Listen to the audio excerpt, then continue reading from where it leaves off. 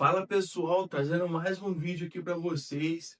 Passamos do Japão, estamos nas oitavas de final e agora eu acho que a partir daí começa a vir adversários mais difíceis.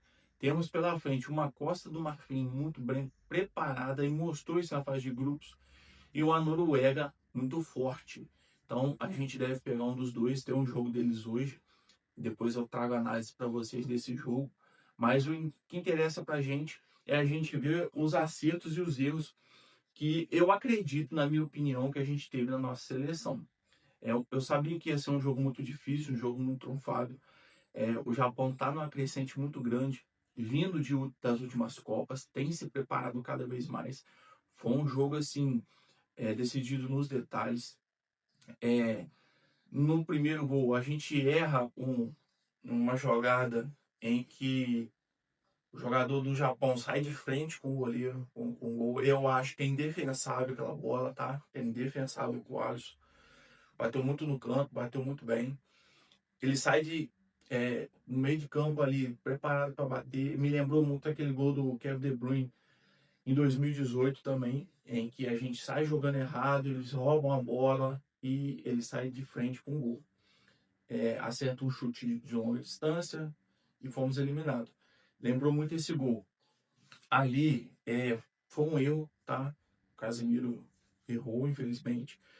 Depois ele recompensou esse erro com o gol que ele fez. E um cruzamento que veio do Gabriel Magalhães, que veio da nossa zaga. Ele adiantou o time, pressionou o Japão lá na defesa deles. Gabriel Magalhães cruza a bola e acerta o Casemiro. Os nossos laterais, eu acho que estão com certa dificuldade em lançar essa bola na área, pois não ter um homem de referência lá na frente. Se a gente pegar para ver nosso atacante, o Matheus Cunha não é um cabeceador nato e não é tão alto. O Henrique é baixo e também não é um cabeceador. Pode ser que o Igor Thiago seja esse centroavante, por isso que o Carlos Ancelotti levou o Igor Thiago como essa referência, tá? Mas no cruzamento eles não estavam conseguindo acertar esse cruzamento no jogo contra o Japão. E o Gabriel Magalhães veio de trás, fez o cruzamento e acerta o Casemiro. Quase que ele consegue uma outra do mesmo lance, da mesma forma, o Gabriel Magalhães, mas aí a zaga do Japão que retirou. Conseguimos também segurar o jogo, eu acho que teve momentos em que a gente segurou bem o jogo, conseguiu ali envolver bem o ataque e o meio de campo do Japão. E eu senti muita falta de um meio de campo para criar essas jogadas. O Paquetá, depois que ele machucou ali, eu não vi um outro jogador tentando criar jogadas a mais. Eu senti muito falta desse meio de campo. Talvez o próprio Neymar faria esse jogo, não sei. Mas foi nítido assim, para sair mais jogadas, para acontecer o jogo. Tanto que o Bruno Guimarães, que é o segundo volante, teve que subir para fazer a jogada do gol, que saiu o gol do Martinelli. Martinelli também entrou muito bem no jogo. É, no primeiro toque dele na bola, eu já senti que ele tinha entrado diferente no jogo, ele tinha entrado mais preparado. Eu não teria, tá? Eu não teria entrado com o Martinelli, talvez, e teria substituído o Casemiro, mas o técnico é o Ancelotti, e isso mostra porque que ele é o técnico que a gente não é e porque que ele tem 5 Champions League.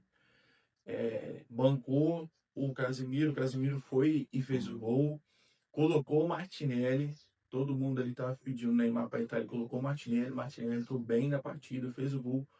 O Endrick, eu acho que não entrou tão bem na partida assim.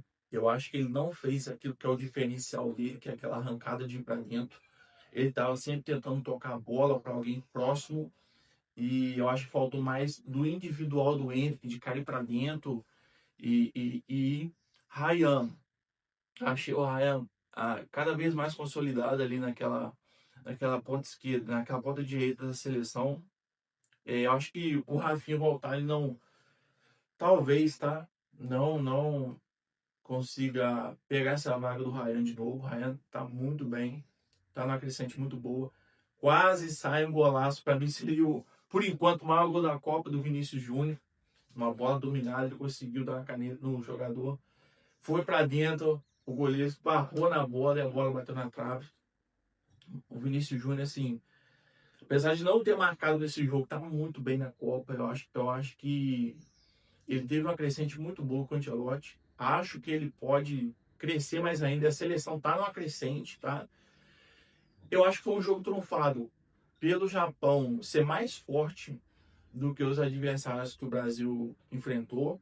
Eu acho que talvez no mesmo nível de Marrocos, tá? Japão.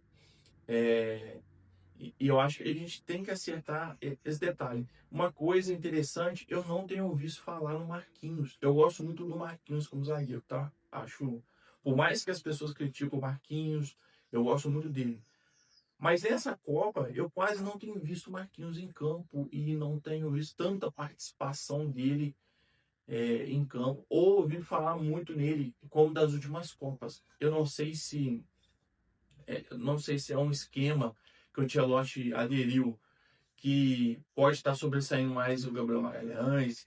Eu não sei se o Marquinhos está com algum problema físico. Eu acredito que não, tá? Acredito que ele seja muito bem em forma física. Mas eu tenho visto falar muito pouco dele. Eu queria ouvir falar mais do Marquinhos, porque eu acho ele um zagueiro muito completo. É um zagueiro que consegue subir para cabecear, fazer gol, é um zagueiro bom na recomposição. Apesar de alguns erros dele, ele é bom na saída de bola. Então eu acho assim, o Marquinhos tem que começar a jogar mais. A gente precisa disso dele. Precisa muito dele nesse quesito. Pontos positivos. Gostei do Danilo. Achei que o Danilo tá consolidando ali naquela lateral direita e Banes não entra mais. A não ser se ele sentiu uma coisa. Alguns momentos a gente viu que realmente ele não tinha tanta velocidade para acompanhar os pontas, mas defensivamente eu acho que ele fazia uma boa recomposição. Ofensivamente ele se lançava ao ataque, ele chamava para uma falta, ele levava na linha de fundo. Então acho que o Danilo está muito bem, igual o pessoal fala, o Danilo é reserva no Flamengo e é titular na seleção. Só que com o esquema tático que o Ancelotti criou, o Danilo é essencial ali. E sem falar que é o único lateral da posição mesmo que a gente tem. Lateral direito.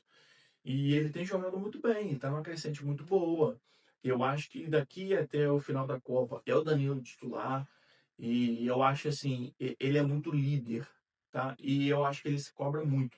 Por ele se cobrar muito, eu acho que ele vai se jogar em cada bola, em cada lance. E eu acho isso muito importante para um jogador, né? Ter essa vontade de querer mais, de buscar atrás, de correr. E isso o Danilo tem, e eu acho que ele tem de sobra, apesar de estar com a idade mais avançada. Tivemos o Paraguai que eliminou a Alemanha, tivemos Marrocos que eliminou a Holanda. Acho que Marrocos era um jogão ali e teria grande chance de eliminar a Holanda. Paraguai surpreendeu, enfrenta a França agora num jogão. Eu acho que França é favorita, mas Paraguai pode conquistar essa vitória se jogar com garra, da mesma forma que jogou contra a Alemanha. O Hakimi, muito impressionante como o Hakimi joga, o que o Hakimi faz dentro de campo para Marrocos. Eu acho incrível o que ele faz. E o Brasil vai avançando cada vez mais e eu acho que o Brasil pode sim chegar a conquistar o Hexa. E a gente pode ter o tão sonhado hexacampeonato, ser hexacampeão e trazer a taça para o Brasil. Se você gostou desse vídeo, já se inscreva no canal, não se esqueça de inscrever, deixe seu like, deixe nos comentários o que você achou e compartilhe com seus amigos.